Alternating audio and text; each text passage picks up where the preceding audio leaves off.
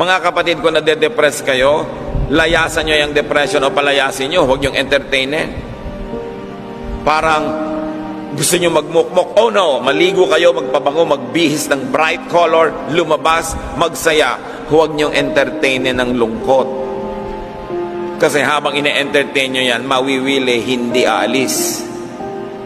Kailangan makaramdam siyang hindi siya welcome. When you feel depressed, do something physical. Mag-gym kayo, mag-exercise, mag-jogging. Kung may pera kayo, mag-shopping. Diba? Mahalaga rin yung retail therapy. Kung meron kayong magagawa, libangin ang mga sarili, huwag na huwag kayong magmukmok at huwag kayong makikibarkada sa mga mahilig magmukmok. Kung minsan may mga asosasyon ng mga taong itinakwil ng Diyos, huwag kayong sasali doon. Mga samahan ng mga taong naaawa sa sarili, you will never get anything out of that.